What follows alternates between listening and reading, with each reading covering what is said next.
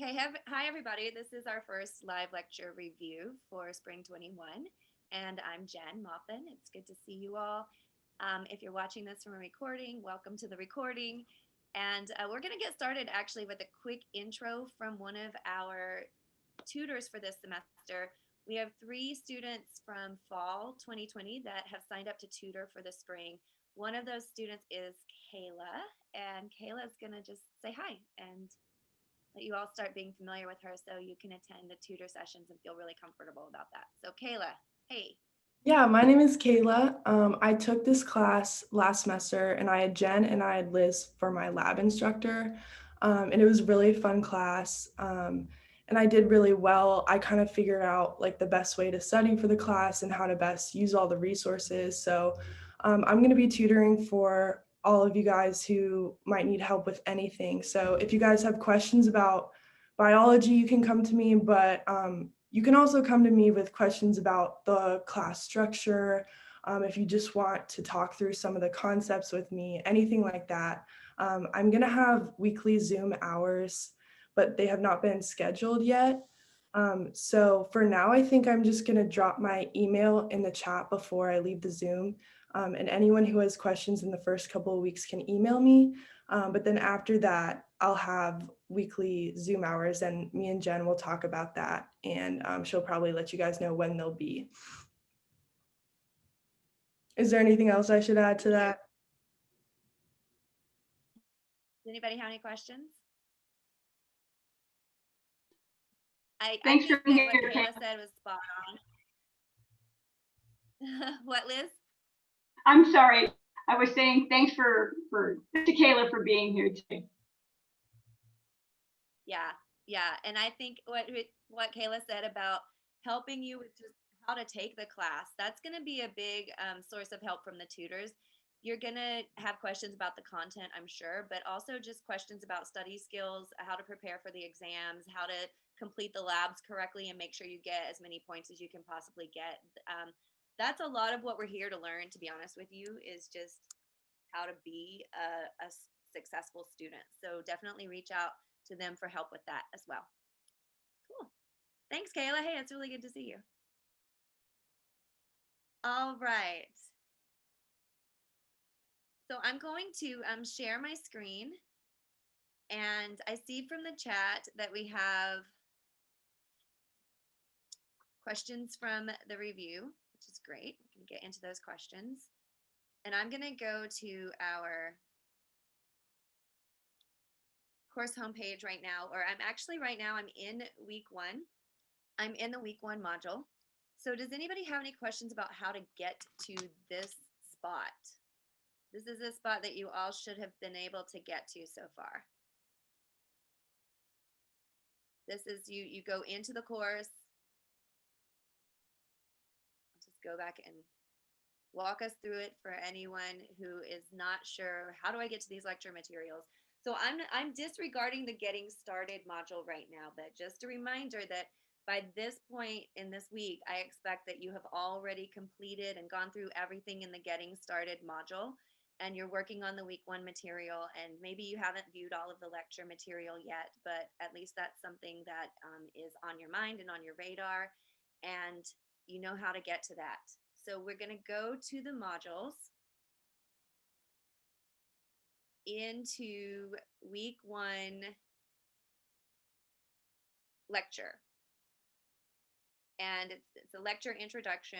So you're going to click there. Now notice there's also all this other stuff that's under week 1 lecture. These are the lecture videos, and there's also a PDF. We're going to see what that looks like. But this Google form was part of the lecture too, and it was referenced in the lecture. It was also linked right under the lecture video. There's an article to read called Why I'm Happy I Evolved that was also referenced in the lecture. So that's posted here. And then we have our review questions. And we can come back to those review questions too. Actually, I'm going to go ahead and open those review questions now in another window.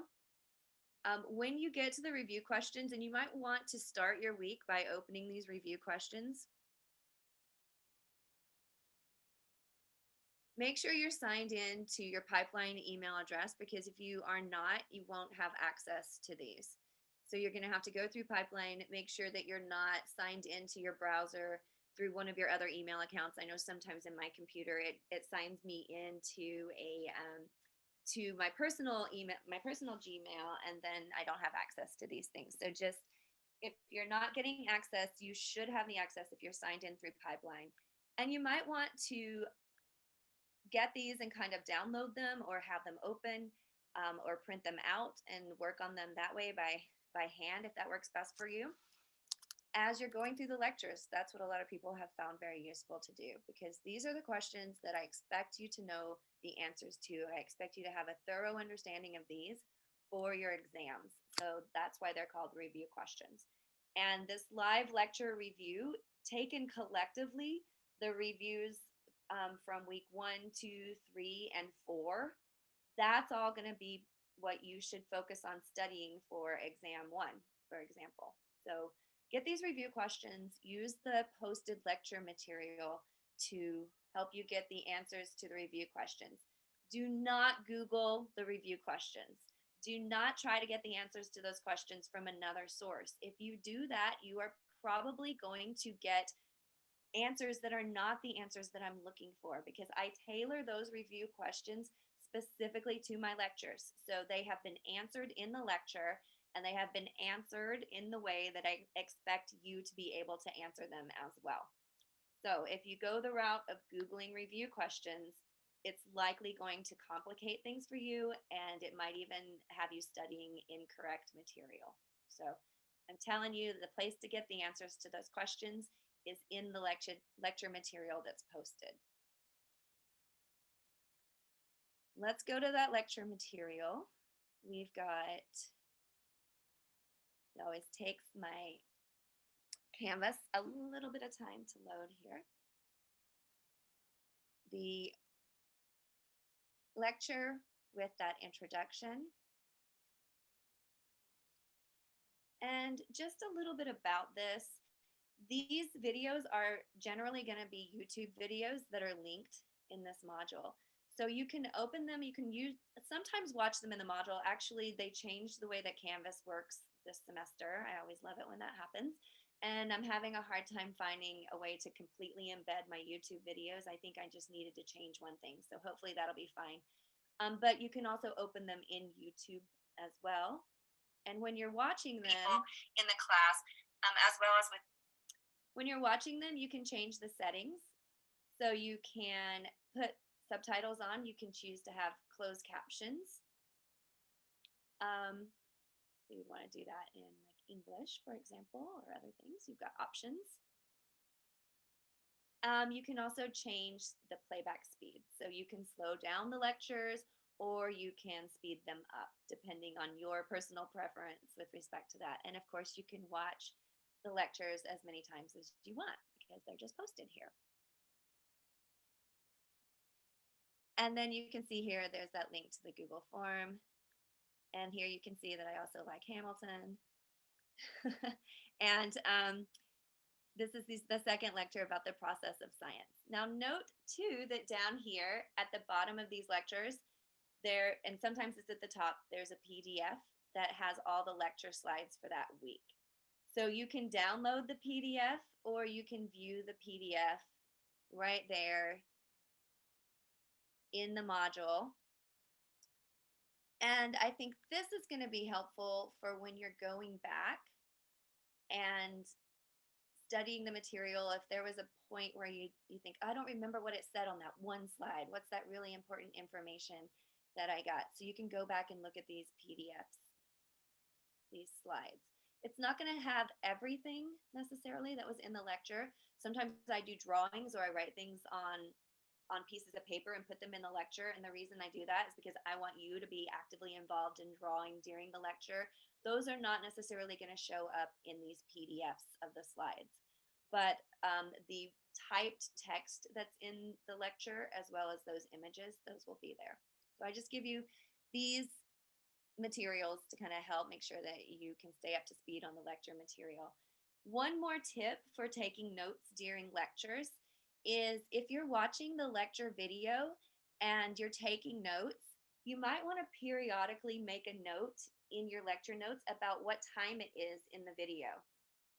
So, say, let's say you're getting to a part on the scientific method and you think you might want to come back to that. Make a note. This is 12 minutes and 40 seconds into the video, and that will help you if you're going back to watch only certain parts of the videos again. Okay, so that's just my quick intro to how to access these materials and make sure that you can get the lectures. You do not have to view all of these before you come to this lecture review on Thursday morning or even before you watch this lecture review, but I encourage you to try to get as early a start as possible on those lectures. You are going to have your labs due on Friday night of every week. So if you need to prioritize something, of course, you want to make sure you get those labs done and get those turned in on time, but try to make sure you're staying on top of all the lecture material as well. Quickly, I'm going to take a little detour and answer this question in the chat.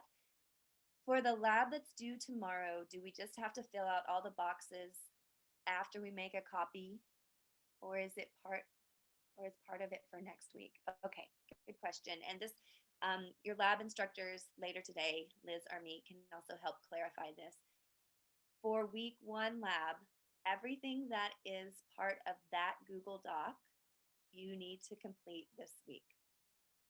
So what that's going to get you is you're going through causation and correlation, and you are making observations, asking questions, presenting a hypothesis, prediction, and your experiment. You're thinking about how you're designing your experiment. So all of those questions that are in week 1 lab, you are responsible for answering those before you submit that lab on Friday night.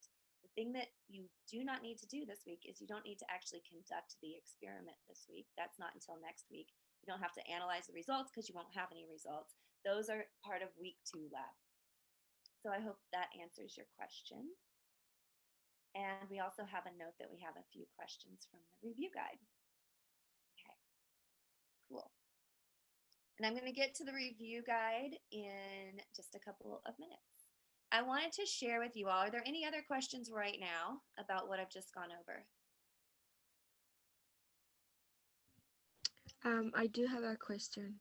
Yes.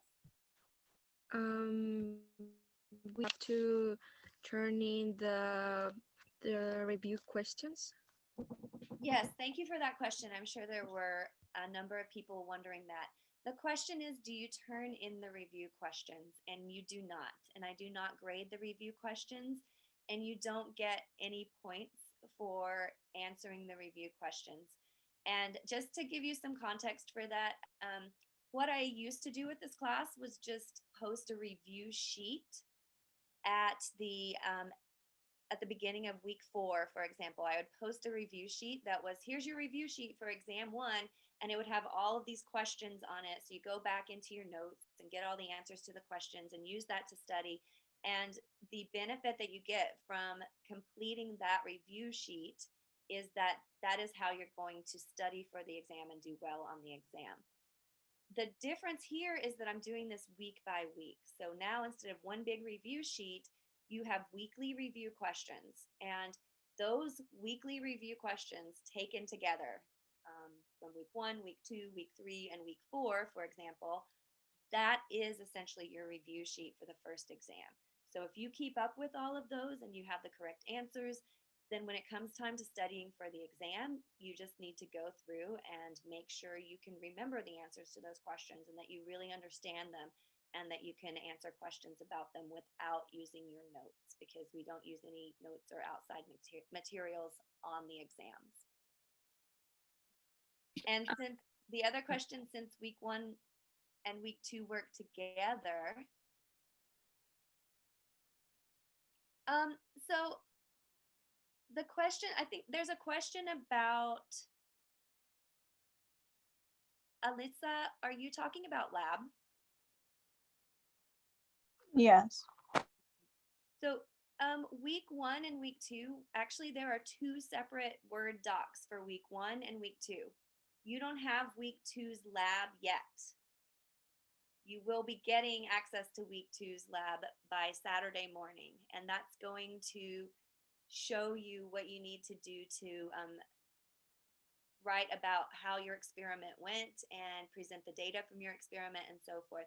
So the lab document that is posted as week 1 lab, that is what you need to complete this week, and then there will be a different and a separate document for next week.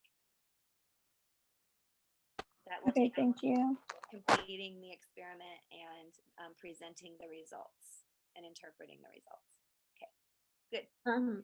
Sorry, Jen, where are these lecture and lab recordings posted? Okay, yes, good question. Where are the lecture and lab recordings posted? Let me go back to modules. They're in the modules, and they will be posted as we record them and post them. So for example, if we go to the week 1 module, there's a page that says live lecture review Zoom Thursday at 11 a.m. Well, that's not posted right now because we're just doing it right now. But after I record this, I will post the recording right here, and I will actually change the name that says recording here, and you'll be able to go in and get the recording. And likewise with the labs, if we go back to those modules in the lab section of the week 1 module, there's a page for Jen's labs and there's a page for Liz's labs. So we've got Jen's lab recordings, discussion, etc., Liz's labs, links, recordings, discussion, etc. So you go into that for your lab instructor. I posted the recording for the intro Zoom. So there's a link to that from Tuesday. If you didn't get to view that on Tuesday live, then you can view that recording. That's a YouTube video. And then there will be a wrap up that I will post after our lab wrap up today. Does that clarify? Yes.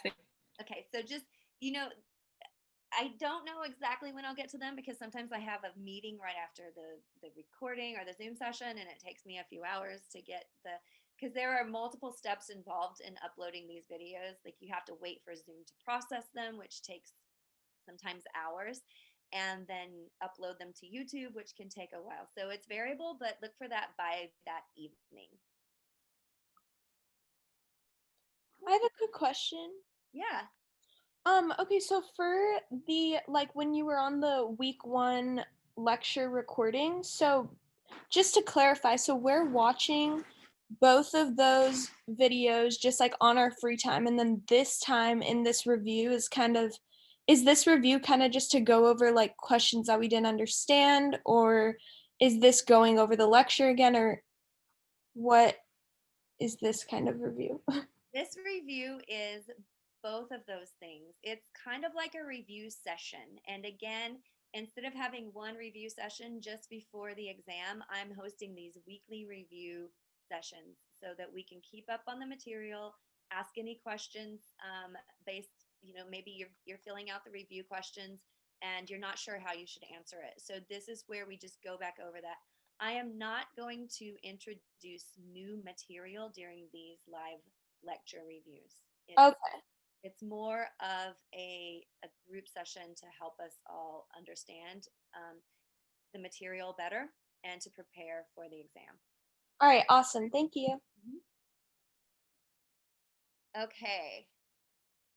Great questions, and I'm sure, thank you for asking the questions because it's always the case that you're not the only one that has these questions. There are probably several people wondering the same thing. All right, so I'm going to go back to modules. I'm going to go into week 1. I actually want to share with you a little bit. Did you all take the Google poll? There was a Google poll. We're going to go through that and we'll just answer some of those questions together. Just as a little review, the first lecture was about the intro to life, what is life, the levels of biology, and then the scientific method was the second lecture. And there's a Google form that if you have not filled that Google form out, you can go fill it out, but let's look at it together here too. You can put your name in there. All of these apply to me. So for me, I would check every one of these. And it was really interesting to see what people's responses were in terms of which one applied to them. I know how to drive a stick shift got the lowest response. There were only 3 people, I think, who marked that they knew how to drive a stick shift, which is not very surprising to me because there aren't very many stick shifts around anymore. But the manual transmissions on cars. But when I learned how to drive, I learned how to drive driving a stick shift. So that's kind of something I'm happy I'm able to do. I think 9 people had reptiles as pets, and my daughter has a bearded dragon right now, which is really fun. We've had snakes and other lizards in the past. And what I was really glad to see was that um, not too many people had a hard time getting the classes they needed. So that's a good thing. I hope you got what you needed there. And there weren't as many people as I would have expected who were missing starting in a physical classroom. So that's fascinating to me. I really wonder how many students are actually not only adapting to the online learning modality, but also starting to prefer online other things. And I hope now that you know about these free regular food distributions at SBCC, take advantage of those. Man, just go get some food. If it takes a financial load off of you and makes your life easier, please take advantage of that. Let's look at these levels of biological organization. What are these things right here? You can type it into the chat. Cells. Yeah, these are cells.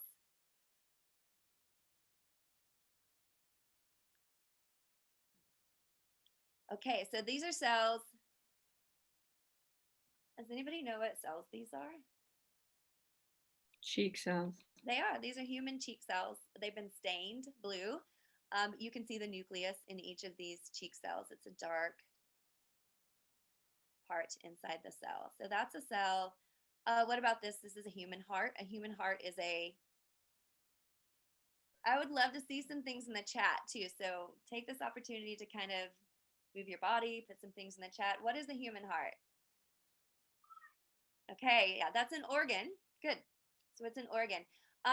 Also, it's made up of cells. It's made up of muscle cells. So there are different levels that are shown here, but we would typically look at the biggest level that's shown. So we know we have cells in here, we have tissues in here, but this as a whole is an organ.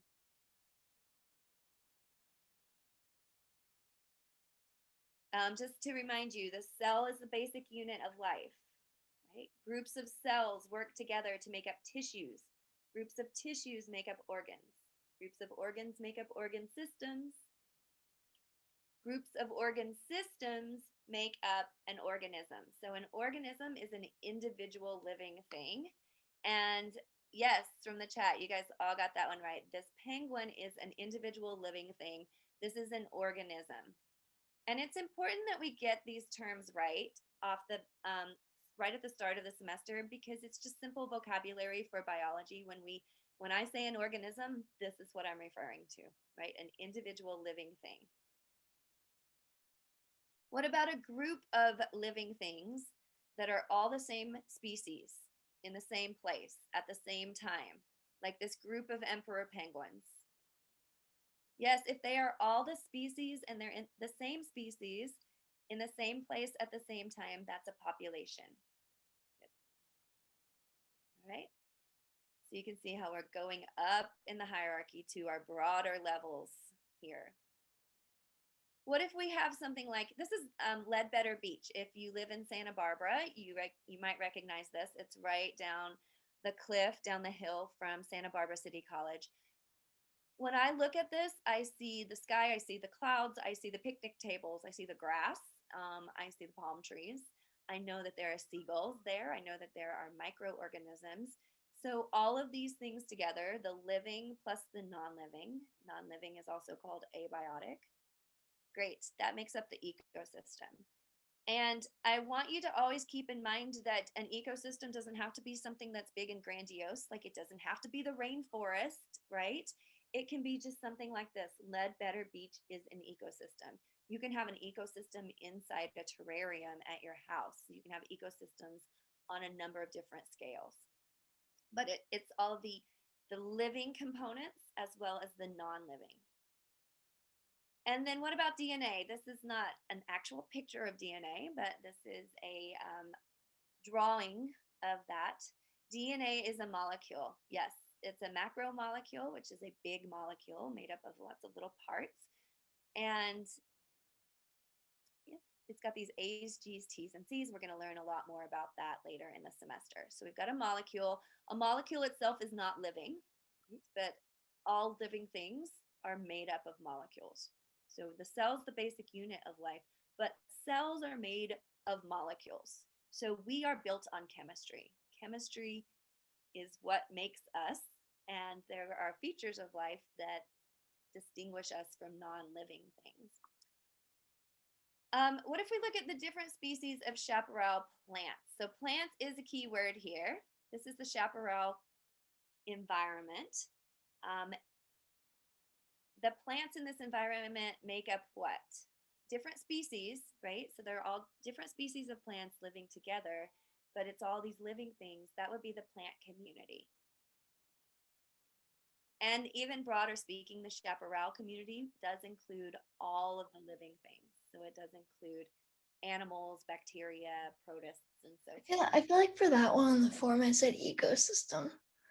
Yeah, I think it was the plants. Yes, it's the reason it's not an ecosystem is that we're talking about the plants specifically. So the ecosystem would include the air, the rocks, the dirt, stuff like that, fire, and so forth, the abiotic factors. What about this? This is a plant, part of a plant under a microscope. What do we see here? These are individual what? Tissues. These are individual cells. So taken together collectively, these are different types of plant tissues. So this is a tissue. A tissue is a group of cells working together to carry out a common function. So they have to work together. Think about muscles. That's how I always think about tissue.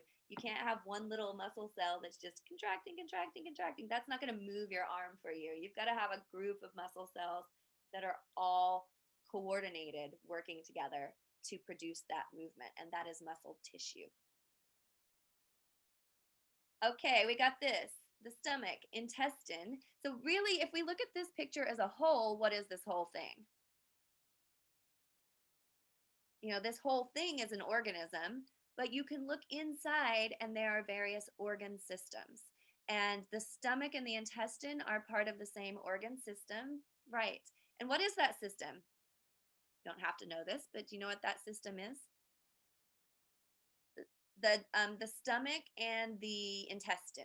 What system are they part of? Digestive. The digestive system. Mm-hmm. But also pictured here, you see parts of the circulatory system, right? You have the heart, you have the aorta, the portal vein.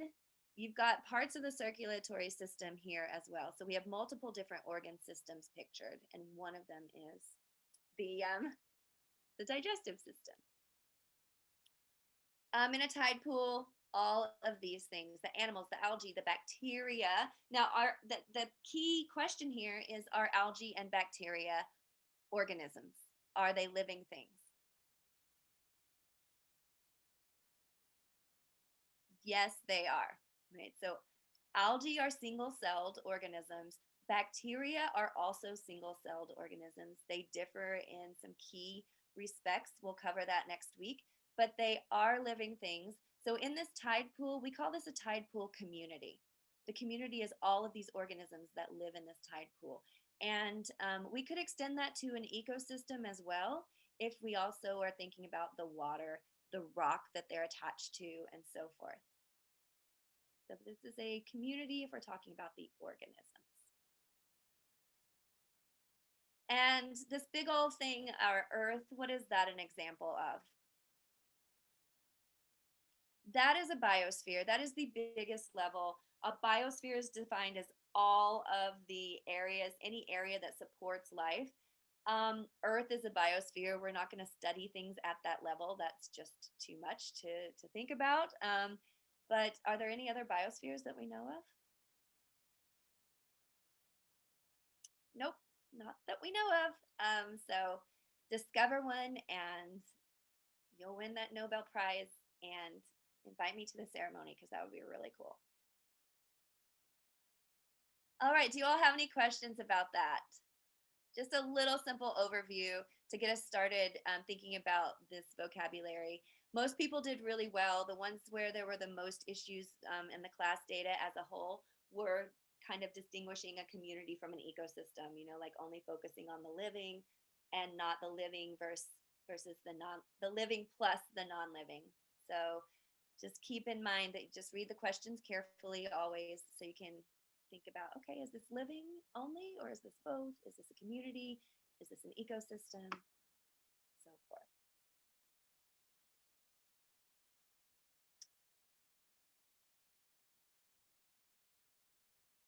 And I know people had questions from the review sheet. So I'm going to open that lecture material again, and I want to address those questions from the review sheet.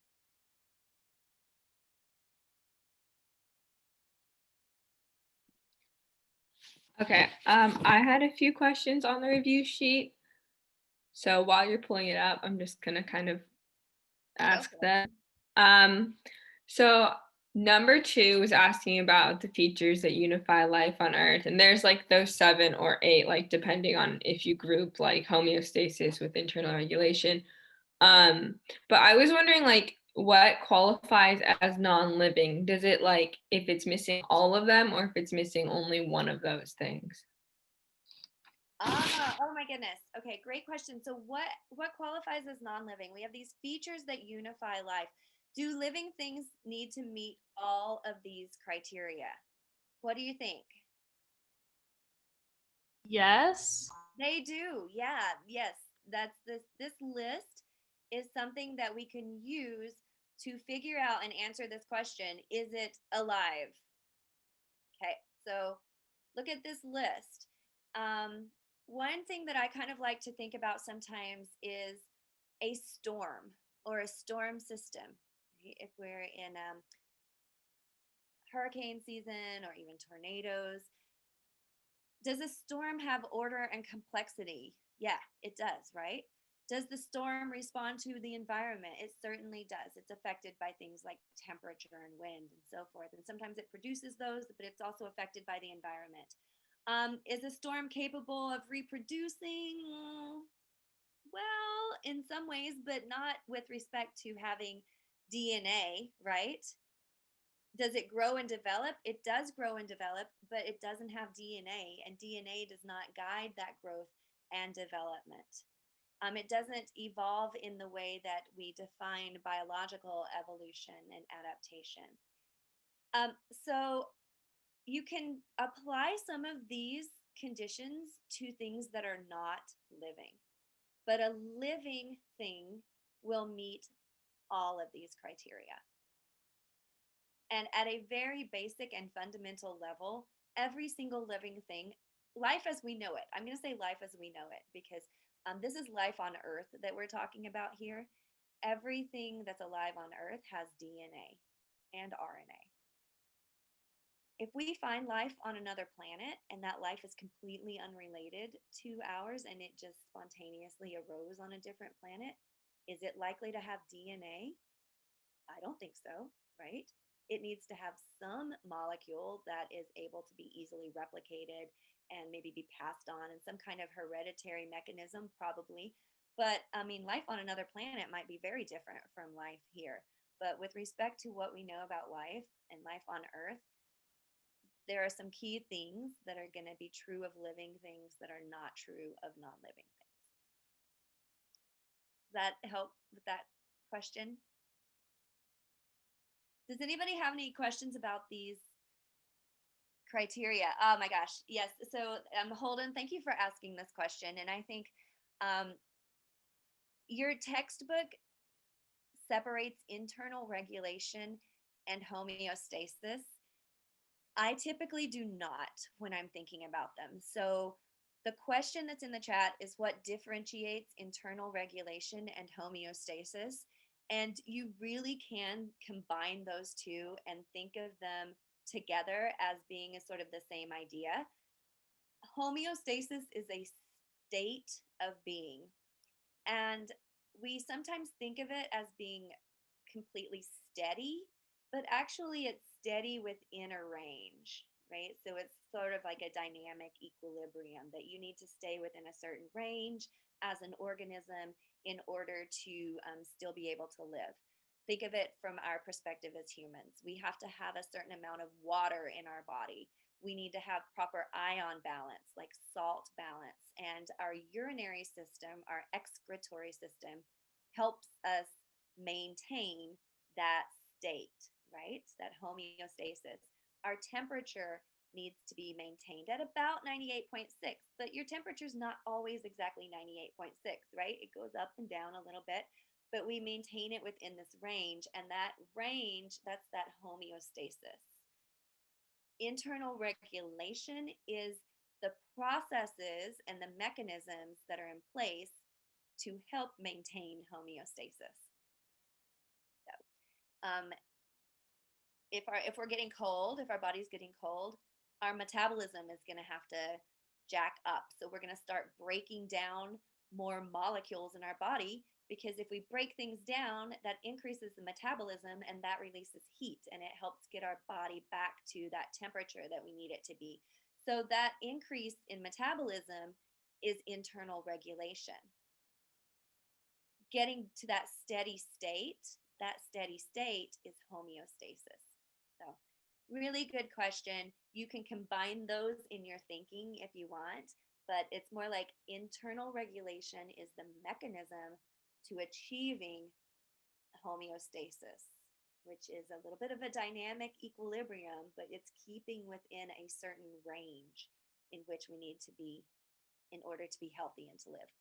And it varies for every organism as well, for every species. Like my range of temperature, because I'm a mammal, is small, but my lizard's range of temperature is bigger because it's not a mammal and it's not homeothermic. It doesn't keep a constant body temperature. So that varies between species. You're welcome. Thank you. Okay. Any other questions about that? We also talked about the diversity of life. We're going to come back to this in week 2, and you're going to hear a lot more about bacteria, protists, fungi, plants, and animals. Those are the 5 kingdoms of life, or groups of life. I don't even call them kingdoms anymore because classification is a mess. I want to say it's a mess, but it's not a precise way of doing things. So sometimes things are grouped into kingdoms and there are more than 5 or there are fewer than 5. We're calling them the 5 groups of life. But actually, realistically speaking, if you look at and study the genetics, the RNA and DNA of all known organisms, it looks like they branch out into these 3 main groups, and we call these 3 main groups the domains of life. Eukaryota, that's everything that has a nucleus. So protists, fungi, plants, and animals are all in this one domain, eukaryota. And then there are 2 domains that are made up of single-celled organisms that are very, very, very tiny that we would typically just call bacteria, but they're actually 2 groups of what we call bacteria, the true bacteria and these extremophiles that live in hydrothermal hot springs and deep sea vents, and these are called archaea. So there are different ways of viewing life's diversity. I want to mention now, because we're here, that if you're looking for a way to incorporate your textbook a little bit into your weekly lessons, do not memorize, or sorry, do not spend hours every week with that textbook and reading that chapter. The textbook should not be your first source of information. Skim the chapter, maybe spend 20 minutes, maybe a half hour looking over things, looking at key concepts, but use the lecture material as your primary source. And if you need to go back to the textbook to get more information, you can do that. So this is a figure from the textbook. I take a lot of figures from the textbook to help guide you. You can always go back and look in here and read to get more information about these domains, for example. A question from the chat: should we memorize what's inside each domain? Well, that question, it really depends on the level. What we know in terms of this, chromists, alveolates, rhodophytes, no, no, no, no, no. Don't worry about those terms. But I do expect you, or I will expect you by the end of week 4, especially after next week, to know that this domain, that's eukarya or eukaryota, it includes every organism that has a nucleus, which is protists, fungi, animals, and plants. And we will go over that more next week too. So definitely don't worry about these little words that are in here that I haven't even mentioned at all, like halophiles, for example.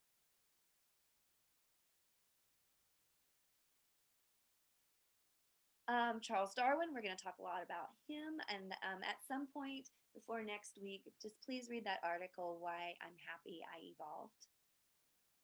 And get a sense of, why understanding evolution is so fundamentally important to studying biology. And these are some pictures of some of the organisms that are mentioned in that article.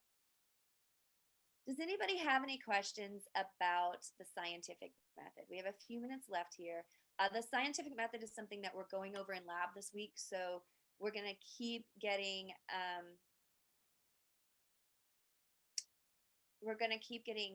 access to that. From the review sheet, do you understand what the goal of science is? Why do we do science?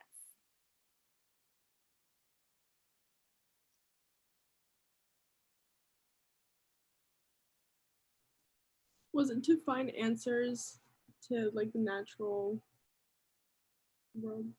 Exactly. It's to understand how the natural world works, right? To understand the natural world. Why are things the way that they are? So we can only ask questions that are what? The answers have to be what? What are the criteria here? It has to be like measurable It has to be measurable. and like something you can sort of, I don't know, I guess something like that there can be an answer to. I don't know if that actually is a category. But that makes sense. Yeah, so that's a really important point, is you have to be able to potentially get an answer to the question. This Yeah, is especially if that's like testable, right? testable. Yeah, Or something measurable. Yeah. Observable in some way. And it doesn't necessarily mean that we can observe it right now. So for example, just think about if you were a scientist 400 years ago or 200 years ago. There are a lot of questions and answers that we have now that we couldn't have answered those questions 200 years ago, because we didn't have the technology at that point to answer the questions. But now we can answer the questions. We can observe things now that we couldn't observe 300 years ago or even 50 years ago. But now we can observe a lot more. That's with respect to outer space, with respect to what's going on below the surface of the earth, because we have technology that allows us to measure things at those areas. So definitely the scope of science can expand as our technology expands, but we can't answer questions about supernatural things like the existence of God. That is not a question for science, because by definition, God is supernatural. It is outside the natural realm. So you can't demonstrate the existence of something that is outside your powers of observation or outside the natural realm. At the same time, you can't demonstrate that that doesn't exist, right? Because that whole question is outside of science, it's outside of our limits as scientists. So it needs to be observable, it needs to be measurable, and it needs to be verifiable, which means repeatable. Okay, so these experiments, sometimes somebody can do an experiment once and they get these really interesting results, and sometimes it makes a big splash, and then nobody can repeat the experiment. They do it again and it doesn't get the same results. And if that's the case, then that is not a robust result in science, and we cannot say that that is the explanation, because the experiments were not repeatable and they were not verifiable. The data weren't verifiable. I see some questions in the chat that I want to make sure I get to, and the question is about the other Zooms today. Yeah, so here we are in this first week. So we do have this Zoom every Thursday morning that is to help us with the lecture material at 11, and that's me.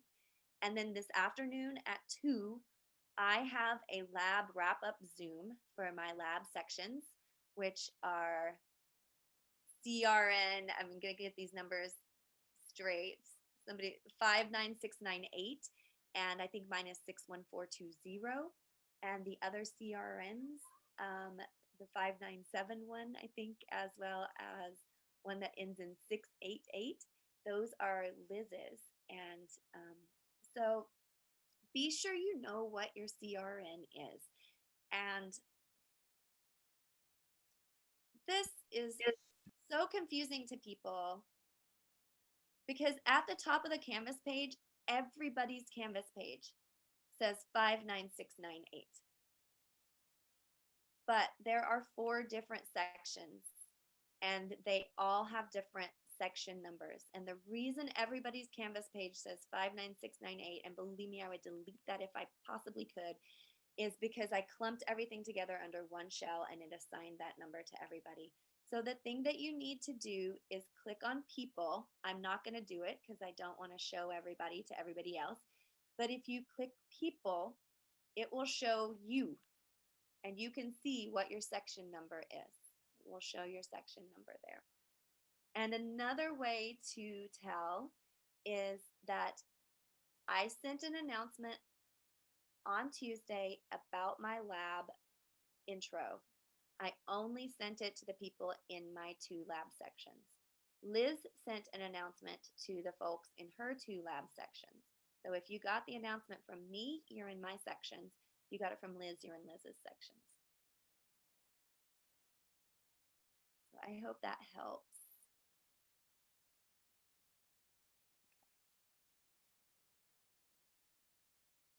All right. So I'm going to go back to this. I want to emphasize a couple more things just before we sign off here. And I hope, did you guys get all those true false questions? Have any questions about those? I think that for me, I noticed that,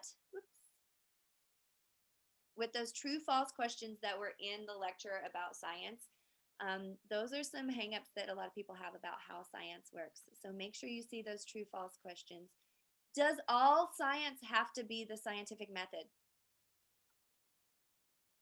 Do we have to test a hypothesis in order to do science?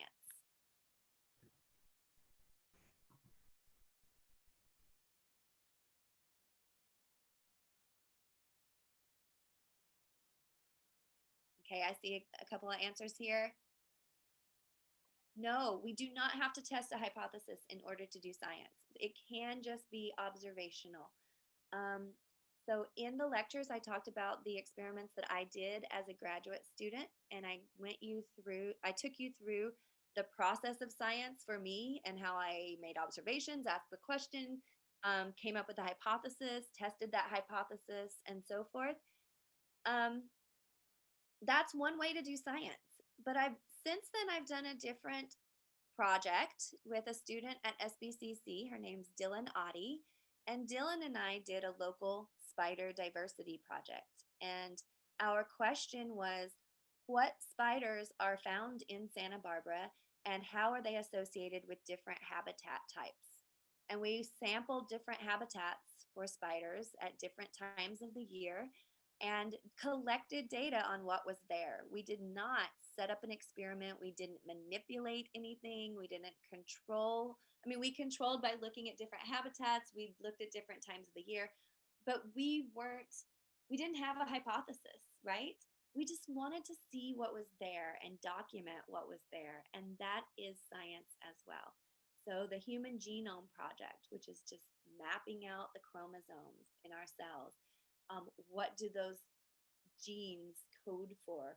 Asking those questions and answering them, that is science, but that's more discovery science. And that's a different type of science, just as legitimate a type of science as hypothesis testing is. Is that number 7 when it says the two types? Are they talking about like discovery versus hypothesis or basic versus applied?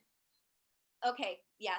You may have heard of different types of science in different other contexts. And what I'm specifically talking about is discovery science versus hypothesis based science, those two main types of science.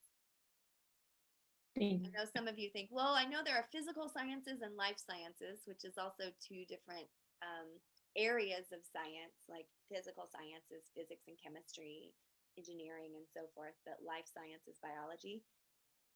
This is talking about discovery and hypothesis based science. And lastly, here, I want to make a note about the scientific method because looking at the pre quizzes for lab, first of all, I want to note, and I know our lab instructors are going to go over this in lab today. I want to note that those answers were found on the first couple of pages of your lab, as well as in one of them about your lab instructor that was on the home page. But make sure you're reading those first 2 pages and you have that information and you know that you can use that information in your pre-quiz. There was a question in the chat about which quizzes are open notes. The pre-quizzes are open notes every week. The lab pre-quizzes. The syllabus quiz that's coming up that's due on Sunday is also open note. One thing I noticed is a lot of people thought that the prediction was a hypothesis. So look at that in your lab and really think about the difference between a hypothesis and a prediction in your lab this week. And a prediction is usually that if-then statement that is based on the hypothesis. So in the examples that were given in lecture, with respect to hummingbirds and hummingbirds visiting red flowers, which they do, by the way, and the hypothesis to explain that was that hummingbirds prefer the color red, right? The hypothesis is hummingbirds prefer the color red to other colors. The prediction predicts a specific outcome. So the prediction would be if hummingbirds prefer the color red, then they will choose red over other colors. So that prediction is a specific if-then type statement that basically is saying, if the hypothesis is true, then this is what I expect to happen in a certain situation. So study that and make sure you really can distinguish between a hypothesis and a prediction. And questions from the chat.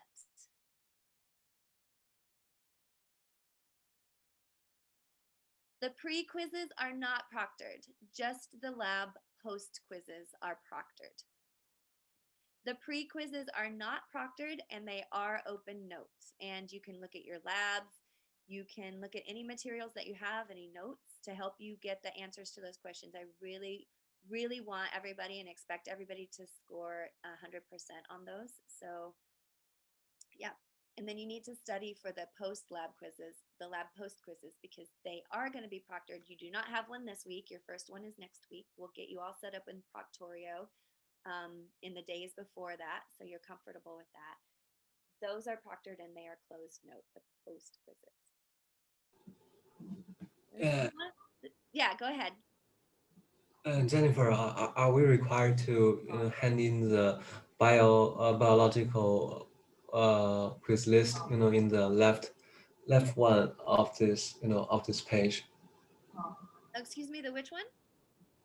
The biological quiz list.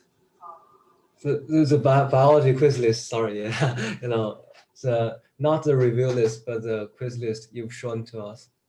Which quiz list? Do you mean this Google form right here? This? Uh, Yeah, that is linked in the it's linked in the lecture material for this week. If you don't turn it in, you're not going to lose points. It's just a way to interact with the class and do that. So you don't get points for that Google form. It's just a way for me to see how people are doing with the material so I can give feedback. okay, thanks. Yeah, and to answer your question, there's a question in the chat. What if you do not have a camera? You need to have a camera. That is one of the requirements of taking this class, is that you have to have a working camera and a working microphone for proctorio, for proctored quizzes and exams.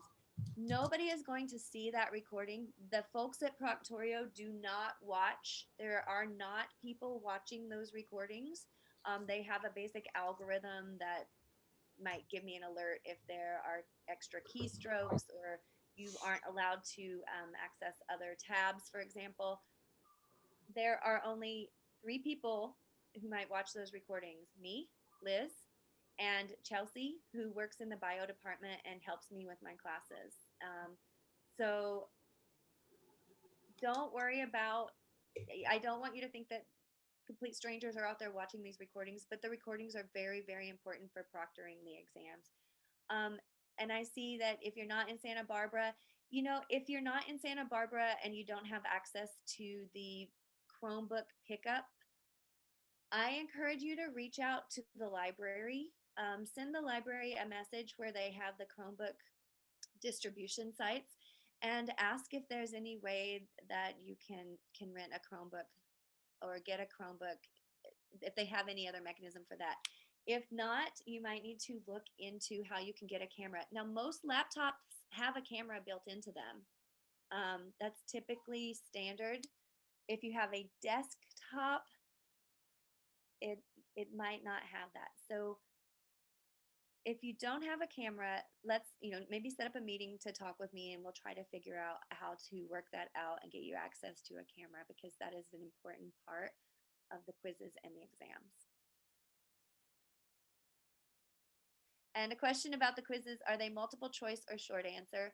Mostly they're multiple choice or multiple answers. You may have noticed from the pre-quiz that there's this question that's choose all that are correct or choose all that apply. So those are definitely going to show up on the quizzes and the exams. Multiple choice, sometimes there will be a fill in the blank, but you'll have options typically associated to put there. So you don't have to come up with the word completely on your own. And sometimes there are some low point value, like maybe 3 to 4 point short answer questions. If I give extra credit, it's going to be in the form of short answer, because like on an exam, an extra credit question will not be multiple choice. So mostly multiple choice, almost all. Okay. Thank you all. I'm going to stop sharing my screen. And let me see if I have any more messages here. Thank you all so much for being here. I hope I get to talk more with each of you over the semester. So if you want to have a quick, even like a 5 to 10 minute Zoom chat sometime, just let me know and we could say hi. And of course, I'm here to help. Liz is here to help. We've got Kayla, we've got Joshua and Maddie, the tutors that are going to be signing on too. So you've got lots of opportunity for help this semester. So always ask questions and look for the information where it's posted. Thank you. Hey, thank you all. Thank you. See ya this Thank afternoon, you. either at my place or at Liz's place or lab. Thank you. Thank you. Thanks.